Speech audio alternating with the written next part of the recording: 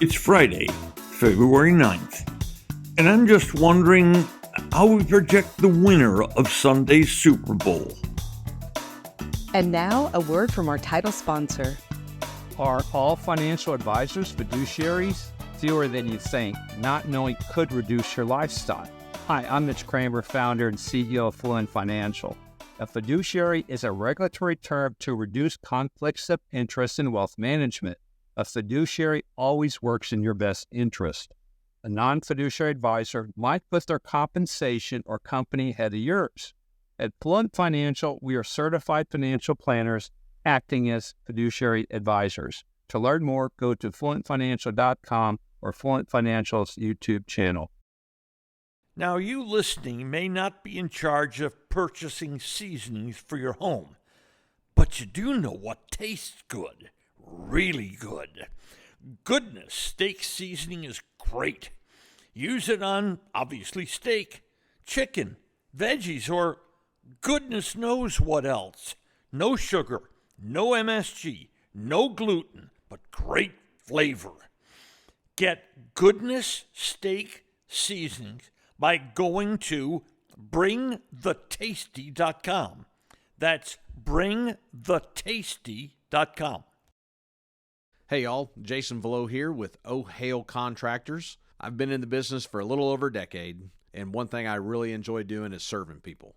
I want to see things made new again, and I can help you through that process by making the insurance claims process understandable and almost easy, believe it or not. Also, I can give you great suggestions on the best roofing system and even ventilation for your home, which ultimately makes your shingle last a little bit longer, even in Texas. Who do you know that wants that level of service? So, if you'd like some help with that, you can call me at 972-567-5766 or find me at ohale.com, and that's OHHHAIL.com. It's Super Bowl Sunday, with San Francisco favored 2.5 over Kansas City. But first of all, if you're wagering on the game, be careful. This may not even be the best bet of the day Sunday. That could be an NBA game or a college basketball game. Just because it's the ultimate game of the NFL season doesn't mean it should be ultimate wager of your season. Listen to what your brain tells you. If it tells you you like a side, then you do that. If not, then you don't do that. Last year, in Nevada, there was $153 million wagered on the game.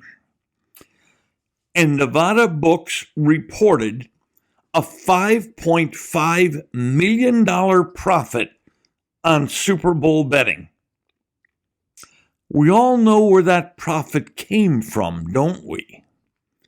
This year, in bookmakers everywhere, the estimate is, sit back a bit here, $1.29 billion will be bet on the Super Bowl. That's up 20% from the total of last year. America is becoming a gambling nation. Now on to the game. You have to be careful with some of the stats you use in this game because some really don't apply. For instance, I don't like using the total stats of the season in comparing San Francisco to Kansas City. You have to look more at the last 4 or 5 or 6 or 7 games, for instance, to see how the teams are playing now. I'll give you an example. Early in the season, Patrick Mahomes had a tough time finding a lead receiver. Oh, he had Travis Kelce, but he also had a whole bunch of wide receivers who dropped the football and who didn't get open. And as a consequence, Mahomes threw more interceptions this year than he's ever thrown in his life before. But is that true now? Well, see, just past the halfway point of the season, the Chiefs' rookie wide receiver drafted out of SMU, Rashee Rice, suddenly became the man. In the first 10 games of the season, Rice caught 32 passes. In the last 7 games of the season, Rice caught 47 passes. Patrick Mahomes now has his lead receiver, and he has Kelsey, and he's got a whole bunch of number 3 and 4s now. So be careful with stats like that. Okay, let's go to some stats, I think important stats that point to Kansas City. And by the way, I don't like stats where they're 5-1 or 6-2. That's way too small a sampling. Way too small. Now, one to be careful putting much intrigue and understanding into. In the last 22 Super Bowls, the underdog has been the right side, wagering 16 of the 22. But does that mean anything for this weekend's game? No, I don't think you can say that a trend like that can be applied year after year. But now, again, in Kansas City's favor, the lower seed in this game, Kansas City's a 3 seed, San Francisco's a 1 seed. You would think from that San Francisco were the better team, and you should bet that way. But when there's a lower seed facing an upper seed favored, that lower seed is 13-3 against the number. Next, the Chiefs themselves. Boy, it's dangerous making this team an underdog. Since 2017, when made an underdog, Kansas City is 16-4. Ooh. Now, the Kansas City, we've got 2 really good defenses here. Kansas City overall rated the number 2 defense in the league. San Francisco overall rated number 3. Now, that's not much of a difference, but let me just put this in historical terms. For all 57 Super Bowls, the team with the higher rated defense is 46-11 straight up. Defense wins Super Bowls.